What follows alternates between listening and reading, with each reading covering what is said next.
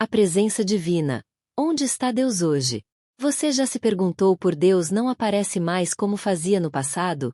Porque não há mais sarças ardentes, montanhas tremendo ou pilares de fogo guiando multidões pelo deserto? A resposta que você está prestes a descobrir vai abalar tudo o que você pensava saber sobre a presença divina. Prepare-se para uma jornada que revelará não apenas onde Deus está, mas porque Ele está mais próximo de você do que jamais esteve na história da humanidade. Esta não é apenas mais uma mensagem religiosa, é a chave que destranca o maior mistério espiritual dos nossos tempos. A jornada no tempo. Encontros com Deus no passado. Imagine por um momento que você pudesse viajar no tempo. Primeiro você caminharia pelo Jardim do Éden, onde Deus passeava na viração do dia, conversando face a face com Adão e Eva, como um pai conversa com seus filhos. Sua presença era tão tangível que eles podiam ouvir seus passos se aproximando entre as árvores. Éden. Deus passeava no jardim, conversando face a face com Adão e Eva. Monte Sinai. Deus desceu em fogo e fumaça, fazendo a montanha inteira tremer com sua voz. Abraão. Servindo uma refeição a 3 visitantes celestiais, sem saber inicialmente que um deles era o próprio Senhor em forma humana. Jacó. Lutando a noite toda com um homem misterioso, descobrindo, ao amanhecer, que havia lutado com Deus face a face. Ezequiel. Contemplando visões da glória divina, rodas dentro de rodas, querubins com 4 faces. Samuel. Deus falou com Samuel no templo, chamando pelo nome, até que o jovem finalmente respondeu: Fala, Senhor, que teu servo ouve. O mistério do silêncio divino. E aqui está o mistério que assombra milhões de corações. Onde estão essas manifestações hoje? Por os céus parecem silenciosos? Por que não vemos mais pilares de fogo, sarças ardentes ou vozes audíveis ecoando dos céus? Alguns concluem precipitadamente que Deus se retirou, que ele perdeu o interesse na humanidade, ou pior ainda, que talvez nunca tenha existido. Outros se perguntam se fizemos algo para provocar sua ira, se nossos pecados finalmente esgotaram sua paciência. Mas e se eu lhe dissesse que essa perspectiva está completamente equivocada? E se o aparente silêncio de Deus não for abandono, mas na verdade a evidência de sua maior proximidade? E se ele não parou de aparecer, mas mudou radicalmente a forma como se manifesta? A verdade é que estamos fazendo a pergunta errada. A pergunta correta. Não deveríamos questionar por que Deus parou de aparecer, mas sim porque ele escolheu aparecer de uma forma completamente nova e revolucionária. A resposta a essa pergunta vai transformar sua compreensão sobre a presença divina para sempre. Pense nisto. Se Deus é onipresente, onisciente e onipotente, por que ele se limitaria aos mesmos métodos de manifestação por toda a eternidade? E se suas aparições no passado não foram o objetivo final, mas apenas preparação para algo infinitamente maior? Durante os próximos minutos vamos desvendar este mistério sagrado. Vamos descobrir por que Deus aparecia de forma tão dramática no passado, por que essas manifestações cessaram aparentemente, e mais importante ainda, vamos revelar onde Ele está agora e como sua presença em nossa era mais poderosa e íntima do que qualquer teofania do Antigo Testamento. Do Éden ao seu coração. Esta jornada vai levar você desde o Jardim do Éden até o trono celestial, passando pela cruz do Calvário e chegando ao seu próprio coração. Prepare-se para descobrir que Deus não apenas não nos abandonou, Ele está mais perto de você neste exato momento do que esteve de qualquer patriarca ou profeta na antiguidade. A pergunta não é onde Deus está. A pergunta é: você está preparado para reconhecer sua presença de uma forma completamente nova? O início. Intimidade no Éden. Para entender por que Deus aparecia de forma tão visível no passado, precisamos voltar ao início. No Jardim do Éden não havia mistério sobre a presença divina. Gênesis 3:8 nos diz que Adão e Eva ouviram a voz do Senhor Deus que passeava no jardim pela viração do dia. A palavra hebraica usada aqui é halak, que significa caminhar de um lado para o outro, passear casualmente. Não era uma visita formal ou uma aparição extraordinária. Era rotina, era intimidade, era relacionamento no seu estado mais puro e natural. Imagine essa realidade. Deus, caminhando no jardim como um pai, caminha pela casa, procurando pelos filhos para conversar sobre o dia. Não havia medo, não havia culpa, não havia vergonha, havia apenas amor puro, comunicação transparente e presença constante. A tragédia da separação. Mas então veio a tragédia que mudou tudo, a desobediência, o pecado, e com ele algo aconteceu que jamais havia existido no universo: a separação entre Deus e o homem. Mas vossas iniquidades fazem separação entre vós e o vosso Deus, e os vossos pecados encobrem o seu rosto de vós, para que vos não ouça. Isaías 59:2.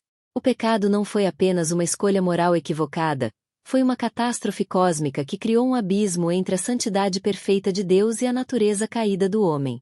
Onde antes havia comunhão, agora havia distância. Onde antes havia transparência, agora havia medo. Pela primeira vez na história, Adão e Eva se esconderam da presença de Deus. Eles ouviram sua voz e fugiram. O relacionamento estava quebrado, não por escolha divina, mas por consequência humana. A busca divina. Mas aqui está o que muitos não compreendem. Deus não os abandonou. Mesmo após a queda, Ele os procurou. Onde estás? Não era uma pergunta de ignorância divina, mas um convite ao arrependimento, um chamado ao retorno. E mais ainda, mesmo expulsando-os do Éden, Deus fez roupas de peles para cobrir sua nudez. Foi o primeiro ato de misericórdia divina em um mundo caído. Foi a primeira demonstração de que, apesar da separação causada pelo pecado, o amor de Deus permaneceria ativo, buscando formas de se aproximar novamente da humanidade. É exatamente aqui que começamos a entender o padrão das aparições divinas no Antigo Testamento. Elas não eram manifestações casuais ou demonstrações de poder sem propósito. Eram tentativas deliberadas e amorosas de Deus de se reconectar com sua criação, apesar da barreira criada pelo pecado. Teofanias. Condescendência divina. Cada teofania era um ato de condescendência divina. Deus, que habita em luz inacessível, escolheu se manifestar de formas que a humanidade caída pudesse suportar e compreender. Ele se limitou a aparições temporárias, porque sua glória plena destruiria qualquer ser humano pecaminoso. Não poderás ver a minha face, porquanto homem nenhum verá a minha face e viverá. Êxodo 33:20. A separação causada pelo pecado tornou impossível a intimidade original do Éden. A santidade de Deus e a natureza caída do homem simplesmente não podiam coexistir sem consequências fatais. O plano de reconciliação. Mas observe a sabedoria divina. Em vez de desistir da humanidade, Deus começou um longo processo de reconciliação. Cada aparição no Antigo Testamento era um passo nesse plano maestral. Ele estava preparando o caminho para resolver definitivamente o problema do pecado e restaurar a intimidade perdida no Éden. Em desaparições divinas no Antigo Testamento eram como vislumbres de esperança em meio à escuridão da separação. Eram promessas de que um dia a barreira seria removida, a intimidade seria restaurada e a presença de Deus não seria mais limitada a encontros esporádicos, mas se tornaria uma habitação permanente. Cada manifestação divina carregava uma mensagem implícita: eu não desisti de vocês. Ainda os amo. E um dia encontrarei uma forma de estar com vocês novamente, sem que minha santidade os destrua. Teofanias. Manifestações divinas. O Jardim do Éden não foi apenas o início da história humana, foi a revelação do objetivo final de Deus: habitar com sua criação em perfeita harmonia. E embora o pecado tenha interrompido temporariamente essa realidade, não destruiu o sonho divino. Após a queda, Deus poderia ter simplesmente abandonado a humanidade ao seu destino. Mas o que vemos no Antigo Testamento é exatamente o oposto. Um Deus que insiste em se aproximar, que busca formas criativas de se manifestar apesar da barreira do pecado. Essas manifestações visíveis de Deus são chamadas de teofanias, momentos quando Deus invisível se torna temporariamente visível, quando o infinito se reveste de forma finita para encontrar com sua criação.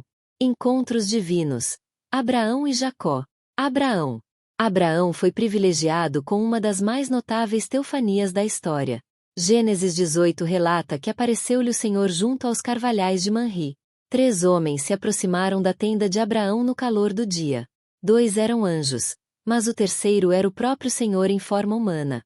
O que torna essa aparição extraordinária é sua naturalidade. Abraão serviu-lhes uma refeição. Eles comeram pão, carne de vitela e leite coalhado. Conversaram sobre Sara ter um filho na velhice. Discutiram o destino de Sodoma e Gomorra. Era Deus compartilhando uma refeição com um ser humano, como amigos conversando à sombra de uma árvore. Jacó. Jacó teve uma experiência ainda mais intensa. Gênesis 32 relata sua luta com um homem misterioso durante toda a noite. Apenas ao amanhecer, Jacó percebeu com quem havia lutado. Ele nomeou o lugar Peniel, dizendo: "Vi a Deus face a face e a minha alma foi salva." Pense na ironia. Jacó lutou fisicamente com Deus e sobreviveu. Mas não porque Deus era fraco ou limitado. Era porque Deus escolheu se limitar a uma forma que Jacó pudesse enfrentar.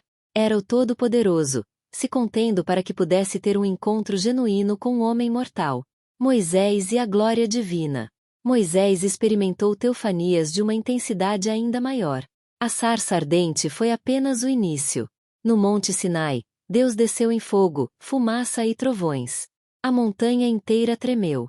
O povo ficou aterrorizado e implorou para que Moisés fosse o intermediário.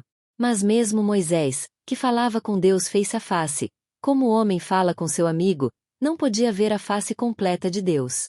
Quando pediu para ver a glória divina, Deus respondeu: "Não poderás ver a minha face e viver."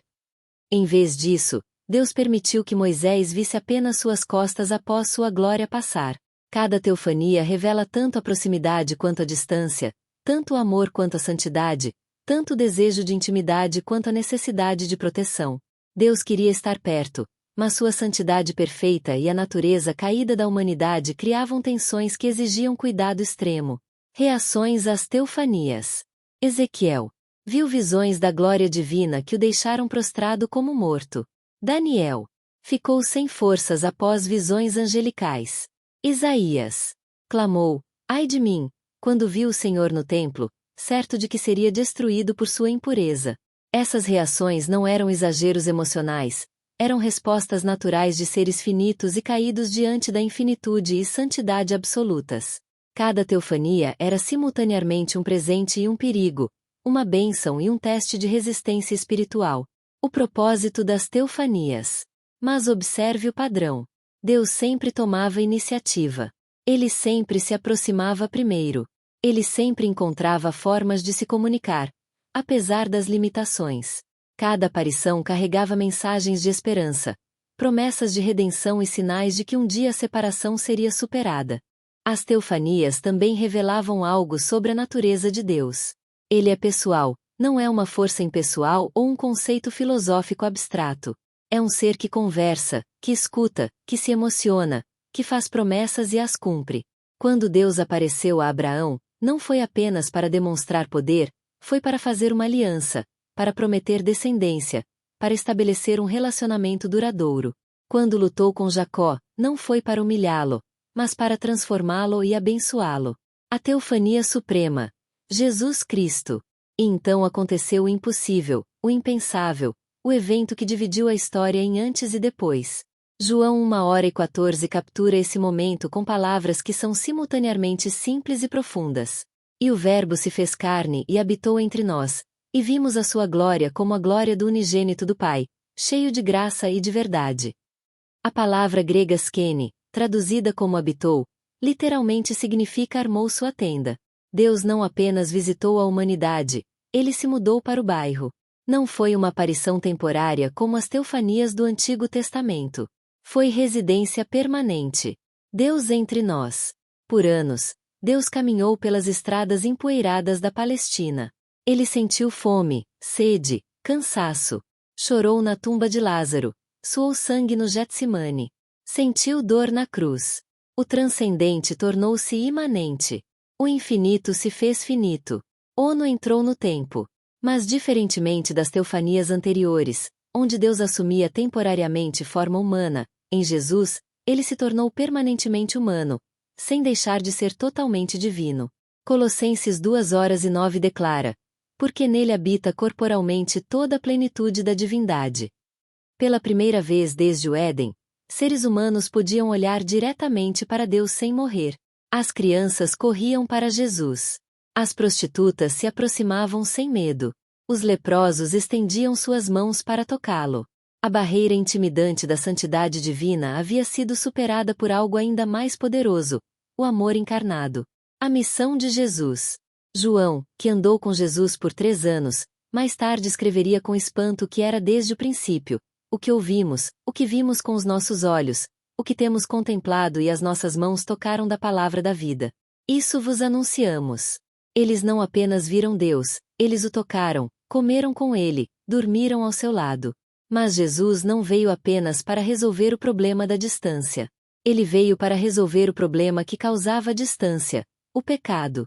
As teofanias do Antigo Testamento eram como curativos temporários sobre uma ferida profunda. Jesus veio como cirurgião que removeria a causa da infecção na cruz. Ele não apenas morreu pelos pecados da humanidade. Ele literalmente se tornou pecado para que pudéssemos nos tornar justiça de Deus nele. 2 Coríntios 5:21 revela essa transação cósmica. Aquele que não conheceu o pecado fez pecado por nós, para que nele fossemos feitos justiça de Deus. O véu rasgado. E no momento de sua morte, algo extraordinário aconteceu. Mateus 27:51 registra: E eis que o véu do templo se rasgou em 2 de alto a baixo. O véu que por séculos havia separado o lugar santo do lugar santíssimo, simbolizando a barreira entre Deus e o homem, foi sobrenaturalmente rasgado de cima para baixo. Não foi rasgado por mãos humanas, mas por intervenção divina. A direção do rasgo, de cima para baixo, indicava que foi Deus quem tomou a iniciativa de remover a barreira. O caminho para sua presença estava finalmente aberto, mas a história não termina na cruz. 3 dias depois, Jesus ressuscitou com um corpo glorificado. Por 40 dias, ele apareceu aos discípulos, comeu com eles, permitiu que o tocassem. Tomé colocou os dedos nas marcas dos pregos.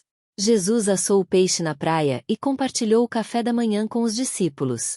A nova forma de presença divina. Essas aparições pós-ressurreição eram diferentes de todas as teofanias anteriores. Não eram temporárias nem limitadas. Jesus havia conquistado a morte e agora podia aparecer quando, onde e como quisesse, sem as limitações que o pecado havia imposto. Mas então, em Atos 19:09, Jesus ascendeu ao céu diante dos olhos dos discípulos. E aqui surge a pergunta que assombra muitos corações. Se Jesus foi a aparição perfeita de Deus, por que ele partiu? Se finalmente tínhamos Deus conosco de forma tangível, por que ele se foi? A resposta está nas próprias palavras de Jesus em João 16:07. Mas eu vos digo a verdade, convém-vos que eu vá, porque se eu não for, o Consolador não virá para vós, e se eu for, enviar-vo-lo-ei. Jesus não partiu porque sua missão havia falhado. Ele partiu porque havia sido completamente bem-sucedida. O problema do pecado estava resolvido, a barreira estava removida, o caminho estava aberto. Agora era possível algo que nunca havia acontecido na história. Deus poderia habitar permanentemente dentro dos corações humanos. A ascensão não foi um abandono, foi uma preparação para uma forma de presença ainda mais íntima e poderosa do que qualquer teofania já experimentada. Jesus subiu ao céu para que pudesse descer de uma forma completamente nova, não ao lado da humanidade, mas dentro dela. A encarnação foi o ápice das aparições divinas, mas não foi o final. Foi a porta que abriu o caminho para a forma mais extraordinária de presença divina já concebida. Deus habitando permanentemente no coração humano através do Espírito Santo.